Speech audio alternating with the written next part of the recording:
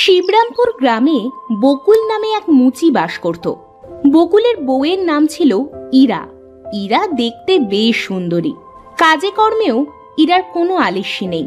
ইরা খাবারের সাথে প্রতিবার বেশ কয়েকটা করে কাঁচা মরিচ খায়। বকুলের কোনো ছেলে মেয়ে নেই। বাড়িতে বকুলের মা ও বউ থাকে। বকুলের মায়ের বয়স হয়েছে, চুলে পাক ধরেছে। বকুল, ও বকুল, কোথায় গেলি বাবা? এই তো মা, আমি এখানে। কি বলবে বলো। আমার শরীরটা খুব একটা ভালো নয় বাবা। বাজার থেকে ফেরার পথে আমার ওষুধ কটা নিয়ে আসিস তো। ঠিক আছে মা, তুমি কিচ্ছুটি চিন্তা করো না, আমি ঠিক নিয়ে আসবো। হ্যাঁ, আমি সেটা জানি। তুই ওষুধ আনবি। আমি যাই, দেখি গোপালদের বাড়ি থেকে একটু বেরিয়ে আসি।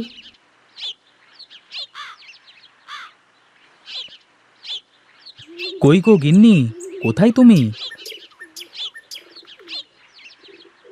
হ্যাঁ গো, বলো। তাড়াতাড়ি আমার কালির বাক্সটা দাও দেখি, তাড়াতাড়ি বাজারে যেতে হবে। সে কি, এখনই বের হবে? হ্যাঁ গো, এখনই বের হতে হবে, তা না হলে দেরি হয়ে যাবে। তো মুখে দুটো দানা পানি দিয়ে যাও। না গো গিন্নি, এখন খেতে বসলে হবে না। তুমি যাও তো, তাড়াতাড়ি আমার কালির বাক্সটা নিয়ে আসো।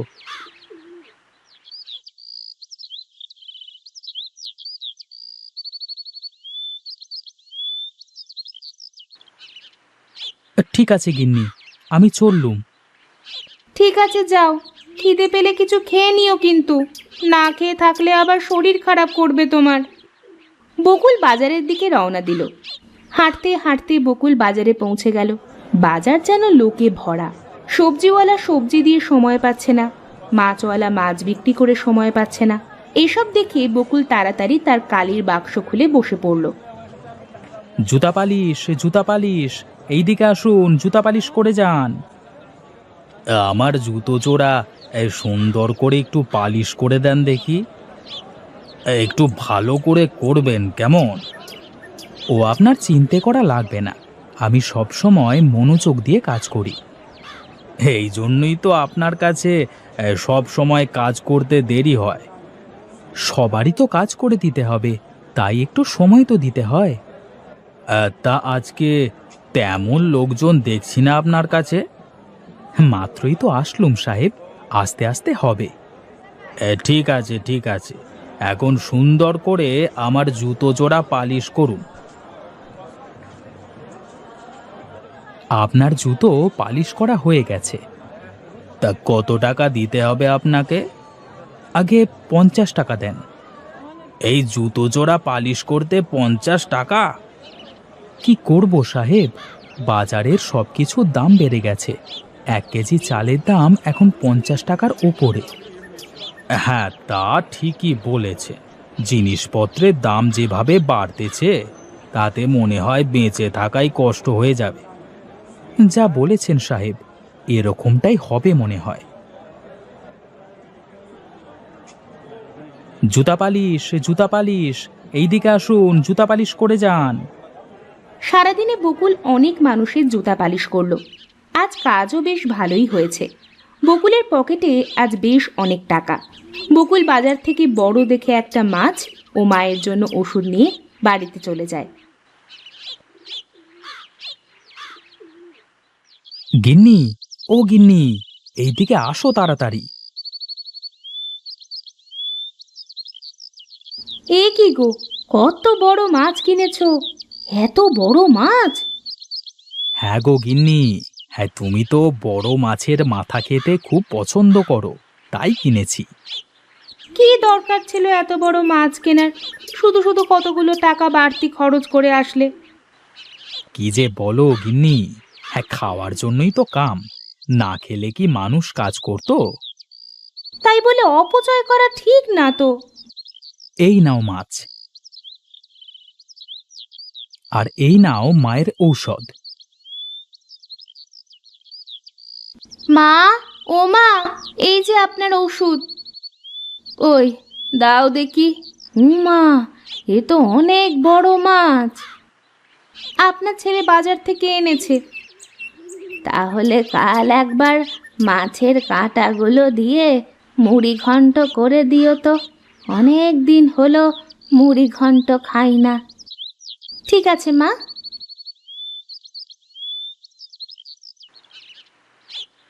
ইরা রান্না করতে করতে রান্নায় ঝাল চাকতে থাকে। ইরা বকুল ও তার মায়ের কথা ভুলে গিয়ে তরকারিতে বেশি করে ঝাল দিতে থাকে। রান্না শেষ করে ইরা বকুল ও তার মাকে খেতে দেয়। বকুল ও তার মা খাবার মুখে নিয়েই তা ফেলে দেয়। ওয়াক, থু থু। এ কি করেছো গিন্নি? ঝালে যে মুখ জ্বলে যাচ্ছে। ওরে বাপরে! হ্যাঁ, তো ঝাল দিয়ে কি কেউ তরকারি রান্না করে বৌমা? আসলে মা, কিভাবে যে এত মরিচ হলো আমি নিজেও বুঝতে পারিনি। এখন একা একা বসে বসে তুমি খেতে থাকো, চত্ব সব।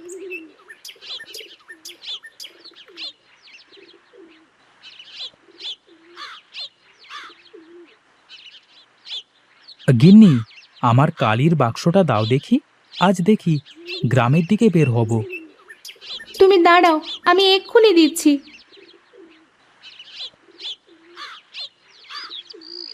পালিশ লাগবে নাকি? পালিশ, জুতা পালিশ, জুতা পালিশ। এই বকুলদা, এই শোনো শোনো,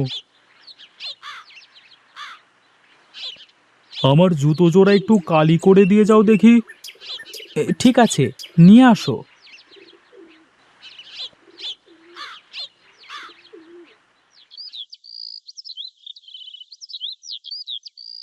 হ্যাঁ, এই ভালো করে একটু পালিশ করে দিও দাদা, কেমন? হ্যাঁ, ভালো করেই তো পালিশ করে দিই গো। গতবার কালি করে এনেছি, মাত্র 3 দিন হলো, এরই মধ্যে আবার কালি করা লাগছে। তাও তো তোমাকে গ্রামের মধ্যেই পেয়ে গেলাম বলে বাঁচা। ঠিক আছে, আমি ভালো করে পালিশ করে দিচ্ছি। দেখো, 1 সপ্তাহ না, 1 মাসেও কিচ্ছুটি হবে না। ঠিক আছে, এ করো করো, ভালো করে একটু পালিশ করে দাও দাদা। এই নাও, তোমার জুতা পালিশ করা হয়ে গেছে, দেখো কেমন হলো। এবার ঠিক আছে দাদা, তার টাকা তো এখন দিতে পারছি না, হাটে গিয়ে দিয়ে দেবো, কেমন? ঠিক আছে, তাই দিও। বকুল আবার চলতে শুরু করে। সারাদিন গ্রামের পথে পথে ঘুরে ক্লান্ত হয়ে বকুল বাড়ির দিকে রওনা দেয়। বাড়িতে আসতে আসতে বকুলের সুমনের সাথে দেখা হয়। সুমনও বাজারে মুচির কাজ করে। কি বকুল দাদা, আজ সারাদিন বুঝি গ্রামেই কাজ করলে? হ্যাঁ রে, বাজারে তেমন লোকজন নেই তো, তাই গ্রামেই কাজ করে আসলাম। তা কাজ কাম কেমন হচ্ছে দাদা? হচ্ছে মোটামুটি। তা তোর কাজ কামের কি অবস্থা? কাজ কাম তো আছে দাদা, কিন্তু জিনিসপত্রের দাম যেভাবে বাড়ছে, তাতে এই কয় টাকা ইনকাম করে ঘর সংসার চালানো মুশকিল হয়ে যাবে। সেটাই তো দেখতে পাচ্ছি।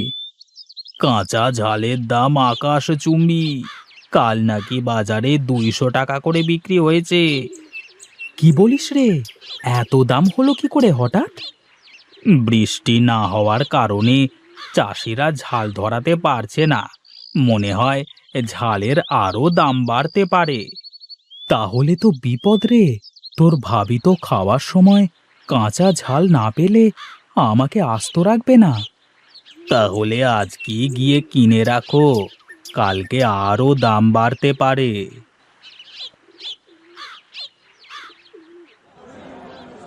আমাকে 1 কেজি কাঁচা ঝাল দেন তো দেখি। ঝালের কেজি 200 টাকা বকুল মিয়া। ঠিক আছে, আমাকে 1 কেজি দেন।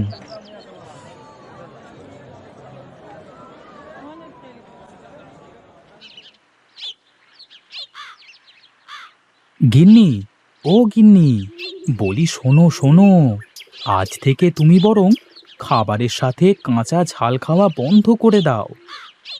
কেন গো? আমি যে কাঁচা ঝাল ছাড়া কিছুই খেতেই পারি না। ঝালের দাম কত করে তা কি জানো তুমি? ঝালের দাম কত তা জেনে আমি কি করব? আমার কাঁচা ঝাল চাই চাই। এই নাও, এখানে 1 কেজি কাঁচা ঝাল আছে, তোমার জন্য এনেছি, 200 টাকা কেজি। এত দাম কি করে হলো? সামনে আরো বেশি হতে পারে, তাই বলছি ঝাল খাওয়া বন্ধ করে দাও। ইরা ঝালগুলো নিয়ে ঘরে চলে যায়। কিছুদিনের মধ্যে কাঁচা ঝাল 1000 টাকা কেজি হয়ে যায়। বকুল সারাদিন কাজ করে যে টাকা পায় তাতে করে 1 কেজি ঝালের 1/4 কিনতে গিয়েই বকুলের সব টাকা শেষ হয়ে যাবে। তাই বকুল ঝাল কেনা বন্ধ করে দিল। ইরা কাঁচা ঝাল খেতে না পেরে বকুলকে ছেড়ে চলে গেল। বকুল একা হয়ে পড়ল। এভাবেই তার দিন চলতে থাকলো।